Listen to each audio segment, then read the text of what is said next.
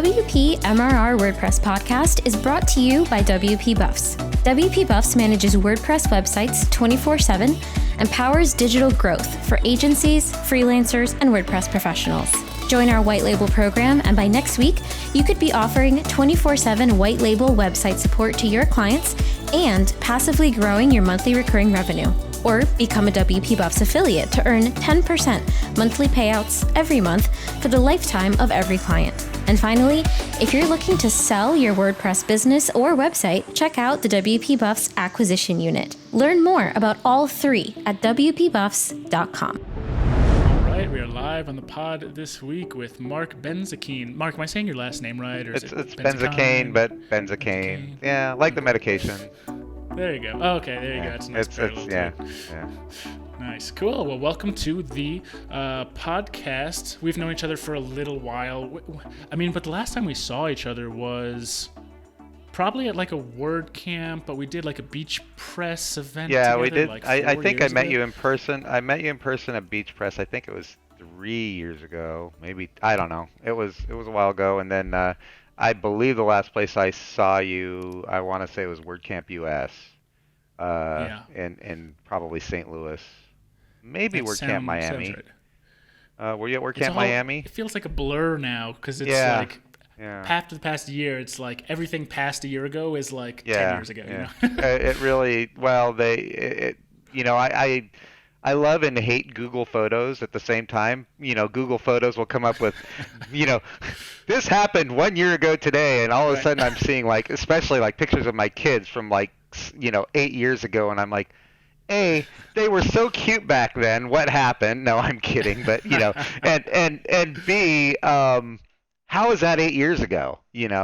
And but I think it was either WordCamp Miami, which was the last WordCamp that I went to. It was a year ago, March, I believe.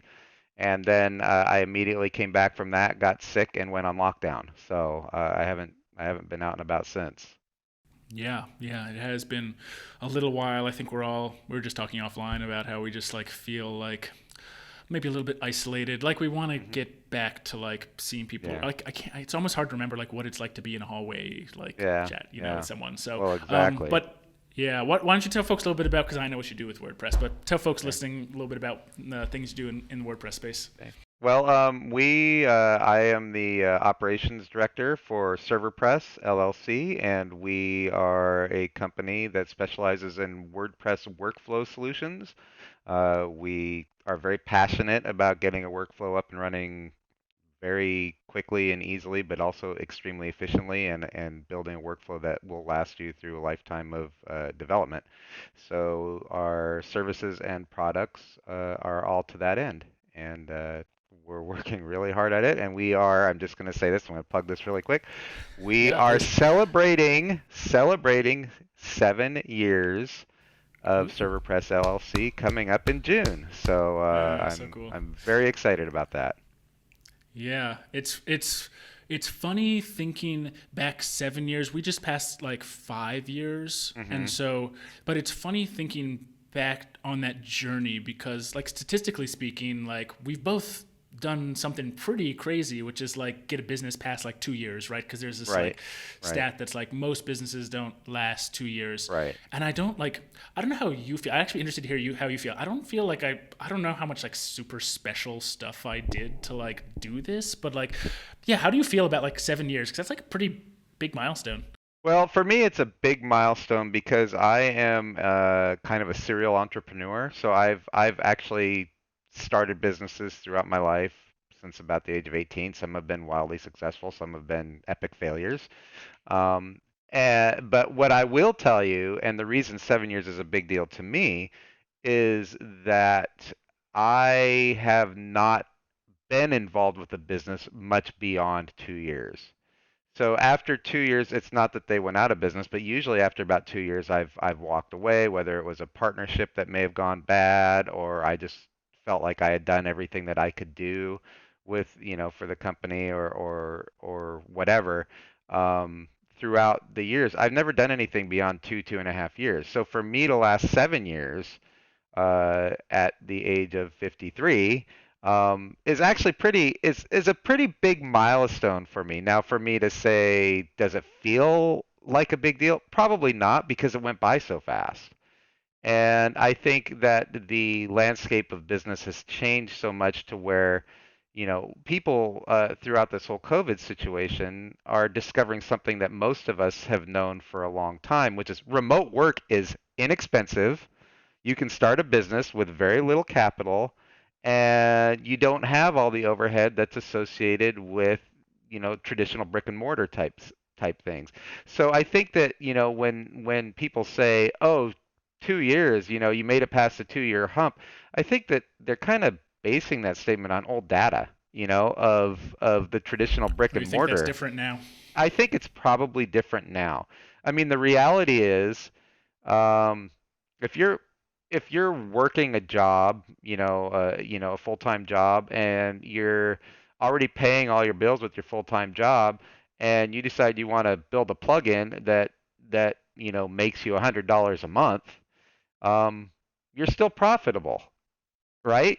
Because all you've done is put the time into the plugin and you don't really have any overhead. Now, if you have employees or contractors that you pay and that type of thing, of course, that is a different story. But if you're just a one-man shop, it's a lot easier to become profitable in a world where the resource really is what's up here and not anything that's a hard cost that you wouldn't already have. We already have internet access in our home. Most of us already have a computer in our home. We already have all the utilities in our home. Um, and so you don't have those traditional additional expenses that go with running a business. And so I think it's a lot easier to become a profitable entity, or put another way, even if it takes you longer to be profitable, you can afford to be not profitable for a longer period of time as well. Hmm. Yeah, this makes me think about. Um, I read when I was like an earlier entrepreneur. I read Tim Ferriss's book 4 Hour Workweek. I have a Hmm. lot of thoughts about that I think are like it's that are not as positive about that book. But one thing Uh-huh. that has actually stuck with me was at one point he says that most people, when they think about going from like a full-time job to going in and whatever, quote unquote, being an entrepreneur, like starting a small business or a little internet Hmm. company, they think the risk of doing that is like 10 out of 10. Like Hmm. it's a huge risk to do, a huge life change. Hmm. Like if they don't make it, everything's going to burn down. But Sure. and that may be the case with some people if you have if you have a family or a large family, Right. or you Right. dive right into things immediately. Of course there are risks associated to it, but Sure. for a lot of people you can start a small internet business on the side, exactly like you said, and the risk Yeah. is not that in Right. reality. It's more like Right. 3 or 4 out of 10. So Right. Right. what he was getting across was just that there's this mental hurdle that people are a little scared or intimidated Hmm. Hmm. about, a fear that's not a real fear. It's kind of a fear that's like either in the media or it's maybe just in their Yeah. heads. But I always felt the same way. Like I started WP Buffs with like a few $1,000. Yeah. Like, Yeah. it wasn't like And $10, and your but it brain, was right? small. Yeah. Yeah, Yeah. and time, Yeah. right? Yeah. So I'm Yeah. totally with that idea. I think that Yeah. makes a lot of sense. And of course it does it does start to get more expensive when you get these things called customers. But I remember when I made which, when the first person signed up for WP Buffs, I was yeah, like, amazing. I have someone yeah, paid me. yeah, And then yeah, 10 seconds later, I was like, oh, I have to like serve this client now. Okay, yeah, how do yeah, I do yeah, that? Shit. yeah, yeah, yeah, exactly, exactly. Um, so yeah, and I actually never read 4 Hour Work Week. I've always kind of had this love-hate relationship with technology, to be honest, which is I feel like this is a little bit more philosophical, but I feel like uh, you know, uh, kind of stealing from Spider-Man a little bit. With great power comes great responsibility, right? So we have this great power of all this technology at our fingertips. We are not responsible with it, because the reality is, I remember I went through the whole advent of, you know, I started programming when I was 10 years old. My dad taught at the university, and in order to keep me out of trouble, I programmed for him on the mainframe at the university. I created quizzes for his students and things like that, and made, I think, 50 cents an hour or whatever. I don't know. It doesn't really matter. But the point of the matter is I went from that all the way through the advent of home computing and everything that we have now, where we carry a computer that's way more powerful than the Apple IIe or VIC-20 or Commodore 64 that I had back in the 80s. We carry it with us wherever we go. And every single time back then, I remember the sales pitch was, you can do in 2 hours what it used to take you 8 hours to do. Okay? My question to you is, how many people do you know that work 2-hour days? Most of us work 12, 15, 17-hour days. And that's what I mean by we're not responsible enough to use that technology. All we think about is, quote unquote, increasing productivity. And so we say we have these more powerful tools. Well, we're not really responsible enough because our work-life balance is way out of whack and all these things.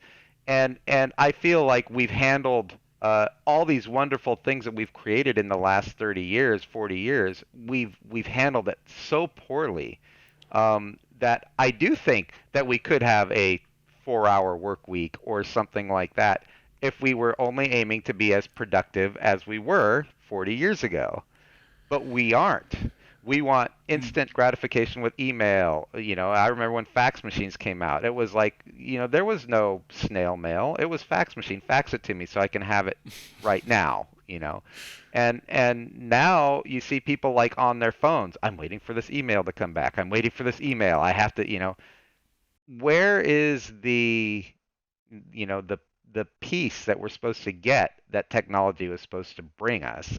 And we don't have it. And so I know that that's a huge aside to what you were just saying, but you brought up the 4-hour work week, and I always thought, yeah, I'd love to have a 4-hour work week. We could be as productive, but I've had this philosophy about, and I'm the worst offender. I mean, I am very aware of the fact that we don't use technology responsibly, and I certainly don't. I unplug once in a while, but I don't unplug. I think what you said is super. Also, this podcast is all about asides, so aside away. You're right. Like in terms of productivity, like I feel like people think about productivity and they're like, okay, how can I do in 2 hours, or how can I spend 30 minutes doing something that should take me 2 hours? That's like more productive. But then you just like do that more productive thing for 4 times as long and still take the same amount of time to do. You've technically gotten more done. Maybe you've moved forward faster, but you haven't you haven't actually what's the point of doing the work? Isn't it so like you don't have to, you can do that work and then not have to do as much work later? So like, and I feel like I'm struggling with this myself in terms of like, it's funny because like WP Buffs is at this point where sometimes if I get involved in things, maybe I'll say often when I get involved in things at the company, it makes things worse. Yeah, sure. Like I overcomplicate things, or I overanalyze, or like I want something done my way and someone else is going to do it a different, equally good way, just differently. And it's like, or even better. Or hopefully better. And in a lot of cases, it has been better. But when I get involved, it's not always the case. And it actually would probably make our company more like productive overall if I like didn't mess in certain areas of the business. But I still like to tinker and stuff. Why do I do that? That's kind of crazy, huh? Yeah. Well, it all depends. I mean, we could get into we could psychoanalyze all that. Do you do that because you're supposed to be doing something else and you don't want to do that, so you'd rather be, doing something that you know rather than something you don't know? Are you not in the mood to be outside of your comfort zone, so you go straight to your comfort zone? I mean, there could be a number of reasons, and I'm sure we could spend hours unpacking all that. But the reality is you're a business owner, and as a business owner, you have a little bit of that drive to maybe manage or micromanage. Who knows why? Who knows why you do that? But the thing is, we allow society to put that kind of pressure on us too, right? And the thing is, we confuse productivity with efficiency, and they are two different things. If you can do in 2 hours, if you can do that in 30 minutes now, that's being efficient. You're still being productive, but you're also being efficient. And I'm kind of at this point in my life where I would just rather focus on efficiency than how much am I putting out. is what I'm putting out, am I doing it in the most efficient manner possible? Because first of all, you can't scale if you're not efficient, right? And second of all, you're going to fill up all your bloody time with, like you said, stuff that maybe you shouldn't be doing because I got to be productive. I got to be productive. I have this drive to be productive. I mean, a good example is in this last year, we've had COVID hit, and a lot of us have been on lockdown. A lot of the things that I did, which was traveling and networking and meeting people and talking to our customers and kind of getting a feel for where they were at and whatnot. Even though we've all tried to redefine that over the last year, and some have done it better than others, I wouldn't say that I've been particularly great at it. I've talked to only a couple people that I feel like, man, I wish I had done that. Not that I think that I've done it better. I just think we've all kind of like, considering we're all remote workers, we all kind of got blindsided and like, I don't have a plan for if we can't go to word camps or and so I started like, well, I wake up at 4:30 every single morning. What am I going to start doing? Well, I sit down in front of my computer. I can do this and this, but you know what? I'm going to start playing the stock market. So I start getting into the stock. I feel like I have to fill up my time with something. And when you think about it, what's wrong with just sleeping an extra hour? You know, nothing. Nothing is wrong with that.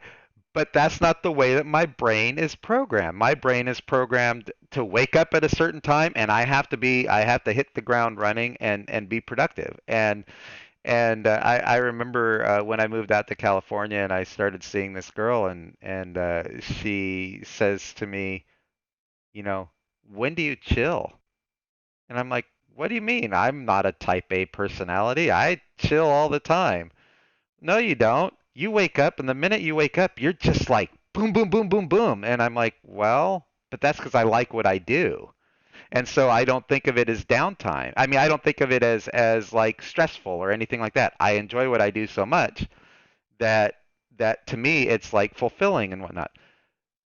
But the reality is we need that downtime and things like that. And sleep hygiene, and the older you get, becomes more and more important. My sleep hygiene is terrible. I'm a 4 hour a night guy, and that's terrible. It's awful. I like battle with myself constantly with this thought of I have to be productive, quote unquote, based on what society tells us productive is, and then I have to really just be like truly productive, which is the whole mind, body, and spirit mentality, which is contributing to society in some way, in my opinion, but also contributing to yourself in many ways. And part of it is I've got a boatload of kids, and I'm used to just like you wake up and you get the kids ready for school and you get them out the door and this and that. It's just like and I've always said I like chaos. I work best in chaos because I'm a troubleshooter. I work best when I'm under pressure, and but what happens when you start getting older and your brain starts working slower and you haven't built all these systems in for yourself to be able to slow down? Ultimately, long term, you're shooting yourself in the foot. So, Yeah, I've felt that way about when WP Buffs was much smaller. It felt like I could work. I was putting in a lot of time trying to like test a lot of stuff and figure a lot of stuff out, and it was fun, and it still is fun. I still like doing that stuff. But if you start that way, it kind of, and you're not thoughtful about like taking your time away or the sleep hygiene you're talking about or spending time with your family, it's hard to just like one day be like, okay, I'm at the point now where I can just not do that anymore. You're gonna like kind of like fall into your habits, right? So like I think that's probably something like maybe I need to take like a really big step back. Actually, I'm kind of actively like working with a coach, and like our team's working with a couple coaches, like trying to reconfigure how we all do things as we've kind of like grown the team size. It's like everything has changed. It's like, wow, like what we did 2 years ago like can't really work anymore. So we're in this kind of reinvention period right now. But yeah, I think that taking that, trying to be really conscious about that,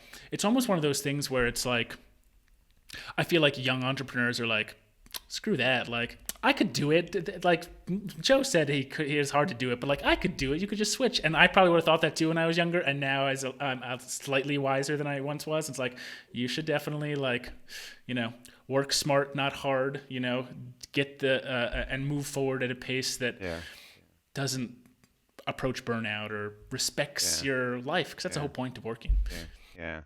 Well, yeah, and that's the thing is we have to put things in perspective. I had a conversation with somebody just yesterday about this whole concept of, a lot of the pressures that we put on ourselves are just really kind of crappy constructs built by society, right? And one of them is this concept of money when you get right down to it. I mean, we all like making money. Look, I'm a capitalist. Clearly, I run a business. I'm a capitalist. But by that same token, we look at money as like the end all be all sign of success because I think human beings like to take the path of least resistance. And money is the easiest scorekeeper there is on planet Earth, right? You have a dollar. That is a scorekeeper, right? You have a dollar, I don't have it. You have a higher score than me. It's really simple, it's really easy, and it's the way that society has programmed us, right? We go for the easy, and so all these intangible things that I think we're starting to become aware of, and I really am fascinated by these younger generations. I mean, most of my people sit there and talk, they'll badmouth millennials, they'll badmouth Generation X, Y, and Z, Y and Z. I'm actually an X. I am not a boomer. Um, so, but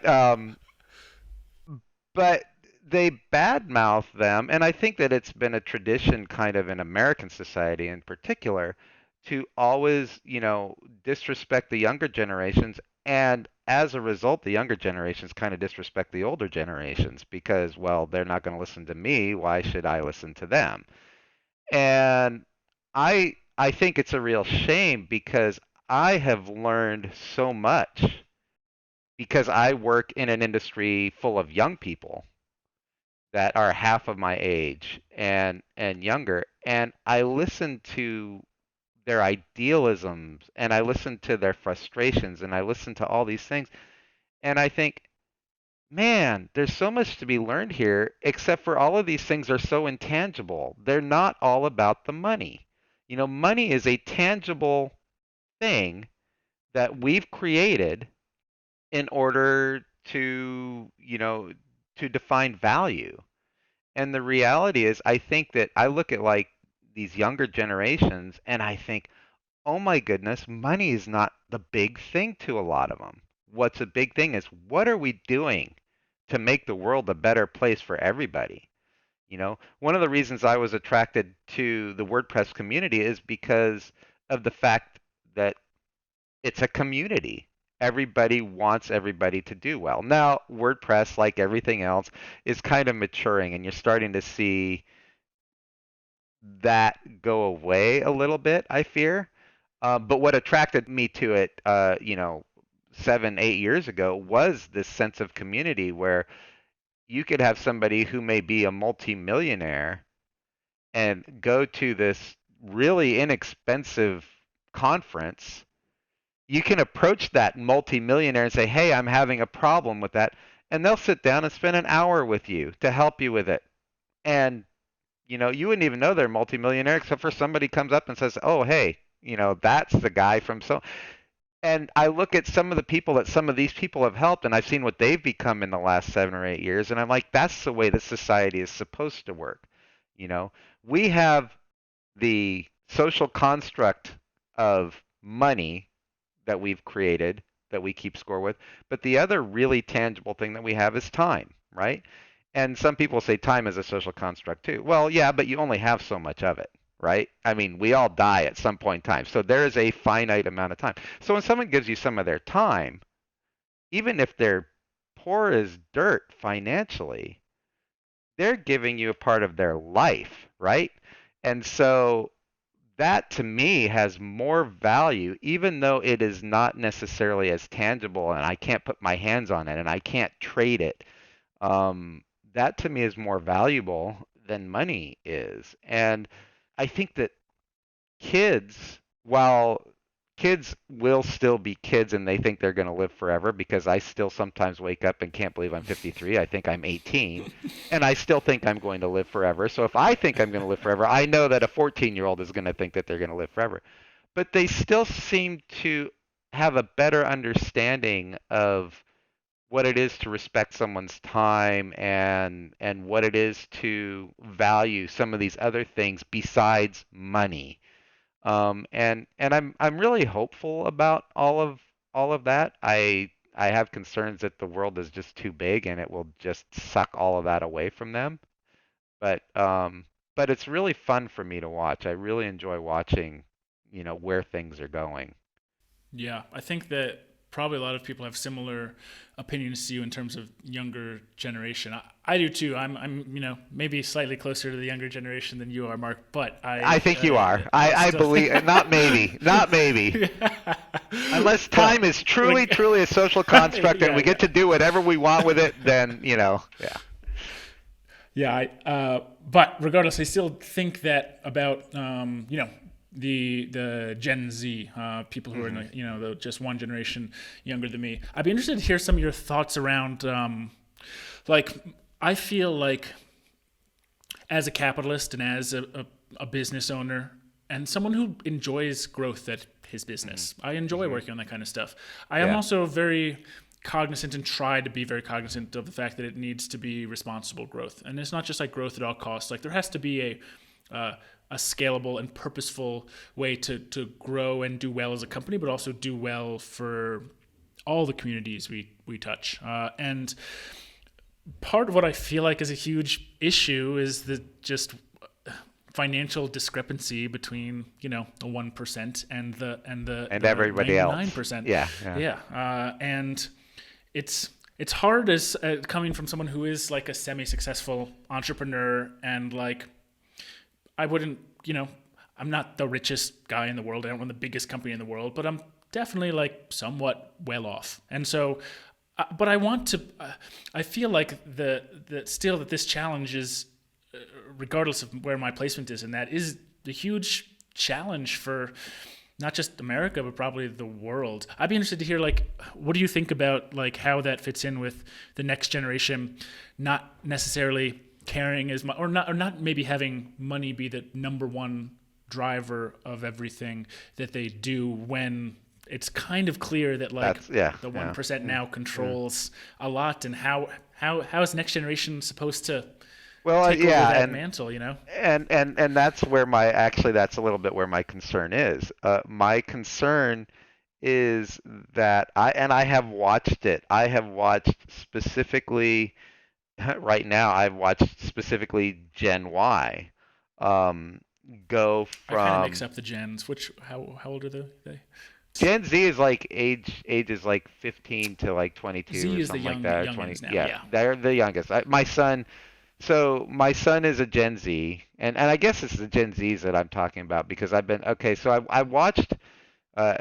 Eli is going to be 16 this next month, and he's kind of at the younger end of the Gen Zs. I don't know what comes after Gen Z. Is it Gen A1? I don't know. I don't know what they're going to call it, but Gen Z, they have this idealism, and I've seen them go from high school where they're super, super, activist and anti-capitalist and anti-this and pro-equal rights and all these things that are, human rights and all these things that are super, super important and all these ideals that I feel like we've lost here in America a lot. And I've seen them go and then go to college. I'm talking about like some of the older Gen Zs now. And they go to college and they're still anti-capitalism. And they're still like, they still have these ideals. But at the same time, they're recognizing that in order to survive in this world, I have to make a living. I've got this student debt that's going to be $100,000 when I get out. And I got to figure out how I'm going to pay that off, or 200,000 or whatever it is these days, right? And so all of a sudden, all of those pressures suck that passion out of them to where they become nothing but practical. And I think that that is a great shame. I think that, and I've watched it happen to people. I've watched it, and I've observed and thought, man, I remember how like inspired I was by you when you got out of high school and you were so like ready to charge and everything. And now all of a sudden you're worried about what your career is going to be, whether you enjoy your career or not, because you got to pay off your student loans or because you Yeah. got to make a living or whatever it might be. And and I think what kind of society have we created where we take these people that are idealistic and have, good ideals and we turn them into us, you know? Yeah. And I think that a it makes me kind of, it kills me a little inside to see that. Yeah, I'm with you. I've got a good number of friends who are lawyers. My Mhm. wife's a lawyer. She doesn't practice Mhm. law, but she works at she does legal justice Mhm. nonprofit Mhm. work. So Mhm. she doesn't technically practice, but she's in that world, that legal Mhm. world. But I also have friends who are lawyers and do like commercial law and or they work for a big firm. And it was funny seeing those people when I was really just starting WP Buffs because I Mhm. wasn't making any money. Like WP Yeah. Buffs it was just barely a thing. Right. And I Right. was just kind of this guy who's like, I don't really, I'm this is tiny thing I'm doing that's like not even really a thing. It's almost not even worth talking about. Like Yeah. that's like what I do. And then I have friends who are making $300,000 a year and then getting Yeah. like $100,000 bonus at the end of every Bonuses. year. Yeah. And so Yeah. Yeah. so part of what society I feel like has told us to do is like I should be jealous of those people. Like look at the huge salaries Mhm. they're making. Right. When Right. in fact, I think in a lot of cases it's the other way around. I think Yeah. I look at them and like working 80 hours a week, Right. 100 hours a Yeah. week, Yeah. week after week after Yeah. week after week. Yeah. Like that is not freedom. Like you Yeah. are maybe Yeah. earning a big Yeah. salary, but Yeah. what's your Yeah. like Yeah. life like? Yeah. And honestly, based on what you said, it's to have because they have $150,000 in student loans. Like Yeah. That they're not going to be everyone paying off until they're in can their go have to- 50s. Totally, Yeah. totally. Yeah. And Yeah. but I feel like, and also in terms of like the experience I've had as an entrepreneur, it's interesting to see how, like, I have a lot of beef. I feel like with like Fortune 500 companies like doing whatever they want to like anytime and like buying off politicians and like all Yeah. this stuff. Yeah. Right. But I'm like also like a capitalist. Like, well, Right. part of me feels like you're like fighting fire with fire. It's like, Yeah. how do WP Buffs and like as of the stuff you've done, it's created a life for yourself that is like as about as free as it can be while still kind Yeah. of playing within the like you have to probably do Right, something to make right, a living at some right. point. Yeah. I feel pretty free in that. And so Yeah. like this does seem like I know that like the quote unquote capitalism gets a bad rap sometimes, as it should for certain reasons. Mm-hmm. But it's also like a really important tool in my mind for someone Yeah. who doesn't have much of anything. They can, Yeah. what we said earlier, Yeah. like take $100 and buy a Yeah. domain, start a business, Yeah. work forward on it for a few years, and like have freedom to live a life Yeah. they like. So I Yeah. don't know. Yeah. It's a complicated conversation. Well, it is a complicated conversation, and I don't, I know I sound like it. I don't hate capitalism. I don't hate money. They say money is the root of all evil. Well, it's also the root of all things good. I mean, the thing about money is it is like you said, it's just a tool. It is a tool to go, it's a means to an end, and it is just a tool. What you do with it is, I do have a problem, similarly to you. I have at some level, I have a problem with Fortune 500 companies, like for instance, Amazon not paying taxes. But then I think, well, okay, if I had Amazon and there were loopholes for me not to pay taxes, would I not pay tax? Probably. Yeah. So can I Do fault? I like paying taxes as a business owner? Like, not Who especially. likes paying taxes, And I mean, you even have people like Warren Buffett, that say we should change the laws, but until we change the laws, I'm not going to pay taxes. I mean, that's pretty much what he says. That between the lines, that's what he's saying. Yeah, honestly, like that's one of those things that I feel like as like a pretty like liberal person, I should be like, fuck that, like that's crazy, like they should pay taxes. But like, if 70% of my taxes didn't go to the Department of Defense, like I'd probably be way more willing to I'd be pay okay taxes, with it. right? Like I don't like that either, and I'm sure a lot of people don't like that fact. So. I mean, I had this crazy idea years ago, back when I was young and idealistic, and not at all realistic. But I thought, wouldn't it be great if every year when you pay your taxes, you get to put a checkbox by everything you want your tax money to go to, right? So NASA, you say, let's go to the moon, baby. And rather than going to the polls to vote on bills and things like that, basically, they say we're a capitalistic society. You vote with your dollar. Okay, you're truly voting with your dollar if you say, okay, I don't want my money to go to Department of Defense. Well, guess what? Department of Defense closes down because it's not getting any money. And I don't necessarily believe we don't need a Department of Defense, but the reality is, when the well dries up because the taxpayers are not giving them the right amount of money. So there's my idealistic point of view. However, I am also realistic enough to know there's way too many programs for anybody to spend that much time, number one. And number two, I don't trust humanity enough to think that they would make the right decisions. I actually think that in general, people would say, yeah, we do need the world's biggest army, and yeah, we do need the world's biggest military, and we need to and so so and so would still be starving on the street because nobody wants to put the money towards programs, welfare, or things like that are absolutely flawed without a doubt. However, imagine a world where we have none. It's a very complicated conversation. Much more complicated than this 1 hour that we have, basically. Yeah. But yeah. Totally. Second to last thing we always do in this podcast, why don't you tell folks a little bit about where they can find you online, ServerPress, I don't know if you're on social media, that kind of stuff. I'm on social media at Marc Benzak, and that's Mark with a C, so it's MarcBenzak. I am on Instagram, also Marc Benzak. I like to go out with my camera equipment every now and then and actually, photograph some cool things. And I'm on Facebook as little as possible, but I am on Facebook. So yeah, I'm with you on that. Yeah. Cool. And ServerPress.com. And ServerPress.com and WPSitesync.com. Those are both, those are a couple of our workflow tools that we have. Yeah. And we're coming out with some really big and cool things in the next couple of months. So. Cool. We'll keep our eyes peeled for that. Last thing I like to ask our guests to do is to ask our audience and our listeners for a little Apple Podcast review. So if you wouldn't mind asking folks to leave us a review, I'd appreciate it. Okay, everybody, leave a review on Apple Podcasts and things like that. I don't have an Apple, so I don't even know what that means. You're like, what the hell is he talking about? I have a flip phone. I have a Motorola flip phone from 2001. No. Excellent. You're smart. No tracking. No one's tracking. Facebook's not tracking Mark through his. Hey, analog, baby. That's the way to do it. Yep. Nice. If people want to leave us an Apple Podcast review, just go to wpmrr.com/review. Redirects you right there if you are on a Apple device or a Mac.